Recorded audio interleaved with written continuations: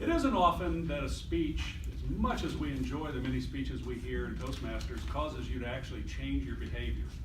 But in only his second speech, it caused me to change his behavior when Matthew Boyce delivered a speech on massive open online courses. And it reminded me of the wealth of educational resources we have online and caused me to sign up for some advanced Excel classes into some areas that I had not hitherto explored. So I want to thank Matthew again for causing me to take that leap, and I'm really enjoying those courses, and I'm looking forward to hearing what he has to say. Speaking today on the topic of For the Love of Cardboard, please join me in welcoming Matthew Boyce.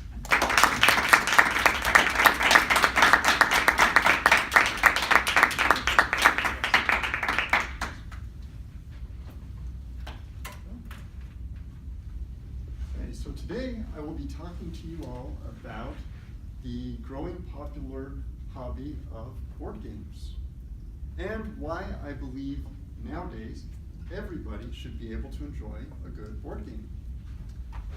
In the last 2 decades, board games have enjoyed a sort of quiet renaissance.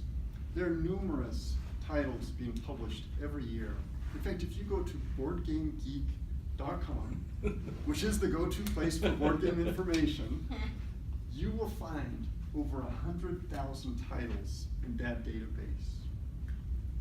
There are also numerous conventions being held here in the United States, but also in other countries. In fact, the largest convention is in Essen, Germany. Every year, they have over 170,000 attendees in this convention alone. Reno has a convention, it's called RageCon. It has typically about 300. So I asked myself, why are board games growing in popularity? And I think the answer is really 3.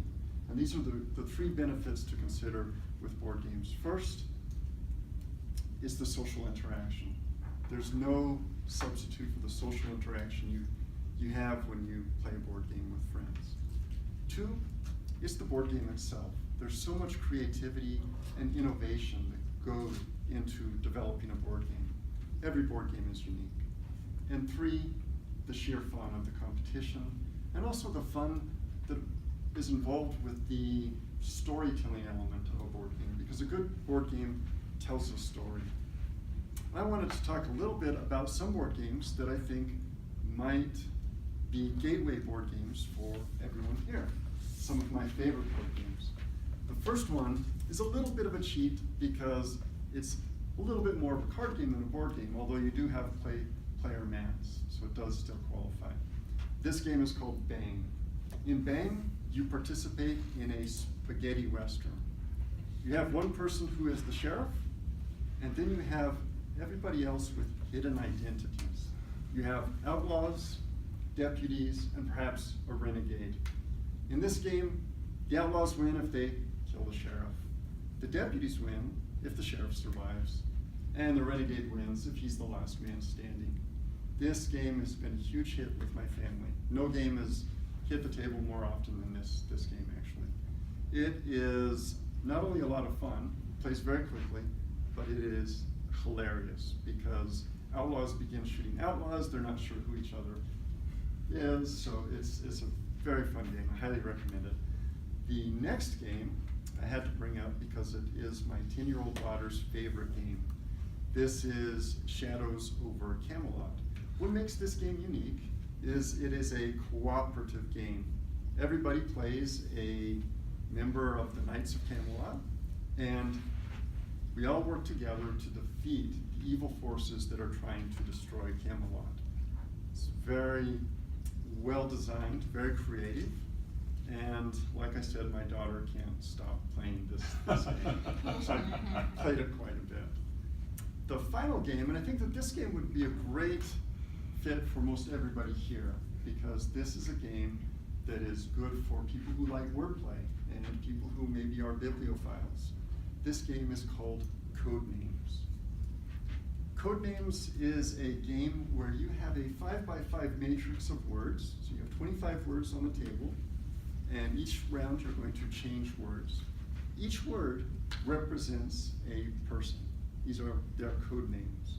You have 2 teams, red and blue, and you have two clue givers, and the rest of the people are guessing which words correspond with the right people.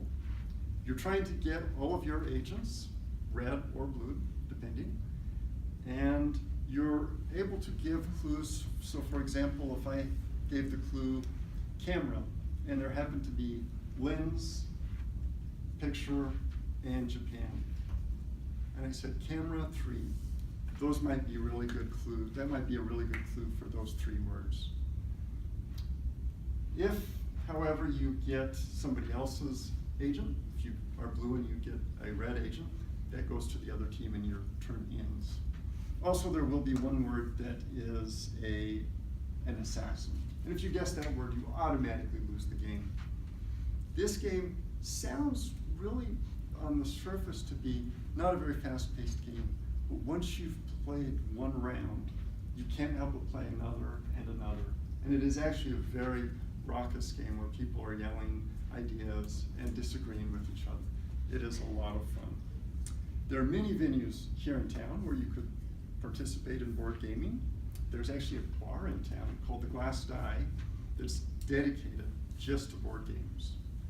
There are meetups. There's a meetup at Rayleigh's on Sundays. There's a meetup at Baldini's at 6 o'clock at night on Tuesdays. And there are many other meetups, I believe, throughout the town. I hope that this has inspired some of you to try board games, to maybe look at BoardGameGeek.com to see if there are some games that would be interesting to you. And I look forward to seeing you all at RageCon this year.